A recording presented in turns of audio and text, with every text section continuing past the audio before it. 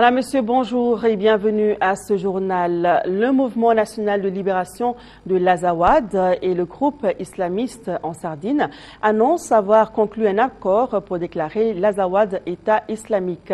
Un non-événement pour le gouvernement du Mali pour qui le Mali reste un et indivisible. La donne ne change donc en rien pour le gouvernement malien dont la priorité reste la récupération de cette partie de son territoire occupé. Je vous propose d'écouter la réaction du ministre de la Communication, de la Poste et des Nouvelles Technologies, Amadoune Touré, est au micro de Yaya Konaté. Pour nous, c'est un non-événement. Ce n'est pas ces mouvements qui nous intéressent. Ce qui nous préoccupe, c'est l'état psychique, physique, mental et réel de nos compatriotes qui sont pris en otage par ces groupes irrédentistes et ces groupes terroristes. C'est cela qui nous préoccupe. Sinon, ce qu'ils appellent fusion est un non-événement pour nous. Parce que pour nous, il ne saurait être question d'une république d'Azawad. Il ne saurait être question d'une république islamique d'Azawad. Le Mali est un et indivisible. Le Mali est une république laïque. Et elle restera une république laïque tant que le voudra le peuple malien. Monsieur le ministre, d'un mouvement quand même qui réclamait l'indépendance de ce qu'on appelle l'Azawad, on se retrouve aujourd'hui à deux. Alors cela ne vous complique-t-il un peu pas la tâche? Non, la tâche qui est en face de nous, c'est l'occupation de nos régions nord par des groupes et des mouvements. Et c'est à cette occupation qu'il s'agit de mettre un terme. C'est l'objectif principal. J'allais dire que c'est l'objectif unique de notre présence au sein de ce gouvernement de transition. Maintenant, il y a des péripéties entre les différents groupes qui sont là. Il y a des supposées querelles, il y a des supposées retrouvailles, il y a des supposées réconciliations. Ce n'est pas notre affaire. Ça ne nous divertit pas de l'essentiel, qui est encore une fois la récupération de plus de 2/3 de nos territoires nationaux. Le mouvement en Sardine s'est jusque-là positionné comme un acteur majeur de la chose. Aujourd'hui, quand il parle d'indépendance, ça peut être inquiétant, non? Oui, je vais dire que pour nous, la donne n'a pas changé. Il y avait déjà un mouvement qui réclamait l'indépendance. Donc il y a un second mouvement qui aille dans le même sens. Ne change pas la donne. L'irrédentisme est toujours là. Et c'est ce que nous voulons attaquer. C'est à cela que nous cherchons de mettre un terme. Maintenant, bien sûr, il y a une donne. C'est cette donne qui dépasse l'État malien et qui risque de s'étendre à l'espace CEDEAO.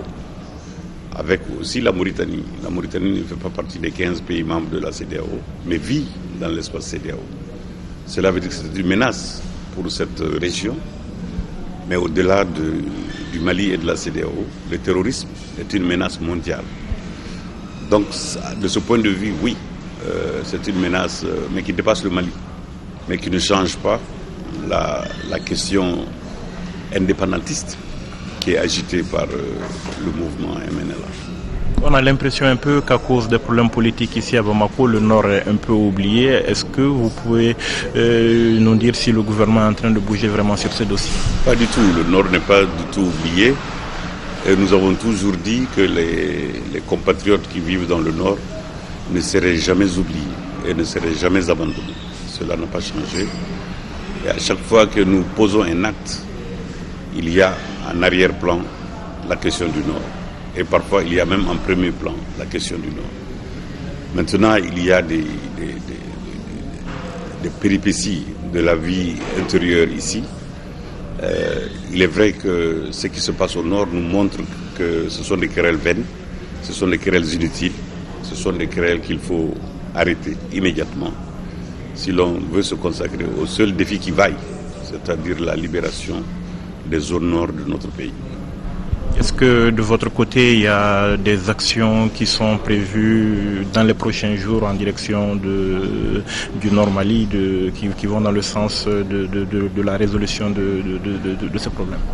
Oui, vous savez que ce genre d'actions ne peuvent pas être rendues publiques si on veut les protéger. Parfois, s'il y a un processus diplomatique qui est en cours ou des négociations qui sont en cours, il faut les protéger. Parce que les rendre publics, les divulguer, pourrait constituer une anicroche, un problème, et faire capoter les discussions avant terme. Il faut protéger le processus diplomatique, il faut protéger les négociations. Mais je voudrais vous assurer que tout est fait. Chaque action, je répète, chaque acte qui est posé va en faveur de la récupération des zones occupées du Nord. Chaque instant, cela fait partie des préoccupations du gouvernement malien. Et cela fait partie des préoccupations du peuple malien, au-delà du gouvernement. Monsieur le ministre, on sait donc que le pays traverse une période un peu difficile maintenant. Est-ce que vous avez un appel à lancer au peuple malien? Oui, l'appel, c'est d'abord que nous soyons tous unis en cette phase cruciale de notre histoire. Il est important que nous sachions dépasser les querelles partisanes, les appartenances politiques, les préférences idéologiques ou tout simplement les ambitions personnelles qui sont légitimes. Les ambitions personnelles qui sont légitimes. La transition n'a pas d'autre ambition que de faire deux choses. La première, c'est rétablir l'autorité de l'État dans le nord du pays. La seconde, c'est de préparer les élections. Après, les joutes électorales vont commencer. La recherche de suffrage du peuple va commencer. Les grands débats politiques, idéologiques et programmatiques vont commencer. Mais en attendant de grâce, essayons de nous focaliser sur l'essentiel, qui est la situation dans le nord du pays. Je ne pense pas que cela soit trop cher demandé au peuple malien que de serrer les rangs, de se serrer les coudes, de se cendre les reins pour essayer de régler cette situation dramatique, j'allais même dire humiliante, qui prévaut dans le nord du pays depuis presque 6 mois bientôt. Nous devons nous dépêcher. Le temps n'est pas de notre côté, les circonstances ne sont pas de notre côté. Et il faut absolument que nous taisions nos petites préoccupations, j'allais dire, personnelles. Voilà à l'instant la réaction du gouvernement malien suite à la fusion MNLA en Sardine. Autre réaction, celle de l'honorable Assarid Ag Imbarkawan, qui estime que le protocole d'accord signé entre les rebelles du MNLA et le mouvement en Sardine est une alliance contre nature. Et ce protocole établit clairement que nous avons à faire face aux islamistes sans foi ni loi. Le député à l'Assemblée nationale est présentement au Danemark, où il participe actuellement aux réunions ACP Union européenne. Le parlementaire malien met en garde la communauté internationale contre une afghanisation du Nord Mali. Il appelle le monde entier à barrer la route aux islamistes de tous bords, car dit-il, cette fusion MNLA en Sardine est un danger contre la stabilité du monde. Il est au téléphone de Boubacar Touré. Ma réaction est que c'est véritablement affreux de voir que le MNLA plus en Sardine devient un seul mouvement. Alors que le mardi dernier, nous étions à Strasbourg, où le MNLA a demandé à un parlementaire européen d'organiser un événement afin d'échanger avec les parlementaires européens. Et au cours de cet échange, le MNLA a dit qu'ils sont laïcs. Ils veulent mettre en place, dans ce qu'ils appellent Azawad, ils veulent mettre en place une république laïque et qu'ils n'ont absolument rien à voir avec la Sardine et qu'après qu'ils vont s'occuper militairement de la Sardine. Voilà qu'ils demandent systématiquement tout ce qu'ils ont dit aux parlementaires européens et tout ce qu'ils ont dit à la communauté internationale. Donc ça veut dire simplement que nous avons affaire dans les régions martyres du nord du Mali, où MNLA plus en Sardine égale ACMI. Ça veut dire que nous avons affaire à l'islamisme radical. Nous avons affaire à une république islamique dans laquelle nous allons appliquer la charia et dans laquelle nous allons restreindre les libertés individuelles et collectives de toutes les populations. Et je pense très sincèrement, au jour d'aujourd'hui, la communauté internationale a très bien compris et doit pouvoir très bien comprendre ce qui se passe dans le nord du Mali. Quel appel vous avez à lancer aujourd'hui à la communauté internationale? Ce que je vais dire simplement à la communauté internationale, à l'Union européenne, aux États-Unis d'Amérique, aux Nations Unies, à la CEDEAO, à l'Union africaine, qu'avec la fusion de ce matin, il n'y a plus à attendre. Sinon, on va se retrouver avec un État exactement semblable à l'Afghanistan au nord du Mali. Et ce serait très grave pour la stabilité du monde entier. Pas seulement des pays membres de la CEDEAO, mais je dis du monde entier, parce que l'ensemble de la bande sahélo-saharienne sera occupé par les islamistes qui ne vont parler que le langage de la charia. Donc voilà l'appel que je lance à la communauté internationale. Je ne suis pas contre le dialogue, Je prends le dialogue, mais je pense que les choses deviennent de plus en plus urgentes et les choses deviennent de plus en plus très claires pour chacun d'entre nous. Honorable, vous êtes présentement au Danemark. Quel est l'objet de votre visite au Danemark? Je suis là pour l'Assemblée parlementaire paritaire ACP-Union européenne. Je suis là pour présenter un rapport sur l'impact du conflit libyen et bien sûr les États ACP, notamment sur le Mali et les pays membres de la CEDEAO, et avec un projet de résolution qui va certainement adopter le mercredi prochain. Est-ce que vous avez bon espoir d'être entendu par les parlementaires européens sur place là-bas au Danemark? Les parlementaires ACP ont déjà adopté une résolution qui soutient systématiquement le Mali. Et toute l'APP va adopter une résolution qui soutient entièrement le Mali. Surtout que les choses ont évolué ce matin. Et je pense qu'avec l'évolution de la situation ce matin, eh bien, les parlementaires européens sont en très bonne position pour continuer à soutenir très ouvertement le Mali. Voilà, le député Assarid Ag Ibarkawan était au téléphone de Boubacar Touré. Sur un tout autre sujet, la 10e journée du paysan sera célébrée demain, mardi 29 mai, avec pour thème l'accroissement de la productivité agricole et sera présidée par le Premier ministre, Dr Cheikh Modibo Diarra. Les travaux préparatoires de cette journée se déroulent à l'IPR IFRA de Katibougou. La cérémonie d'ouverture était présidée par Moussa Léo Silibé, ministre de l'Agriculture, de l'Élevage et de la Pêche. Le récit de nos envoyés spéciaux, Célou Sissoko et Boubacar Sissoko.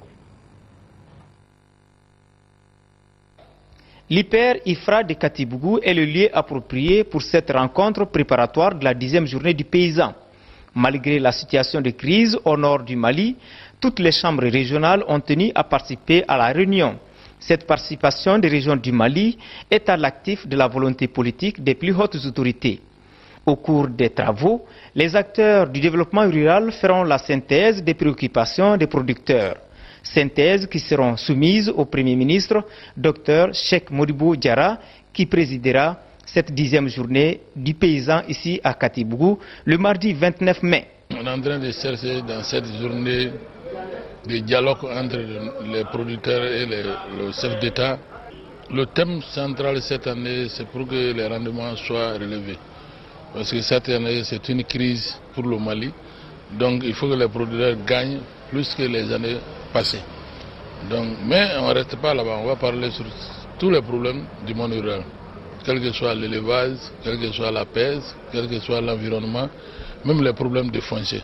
Le thème de cette année, l'accroissement de la productivité agricole, répond aux préoccupations du gouvernement et s'inscrit en droite ligne des objectifs de la loi d'orientation agricole.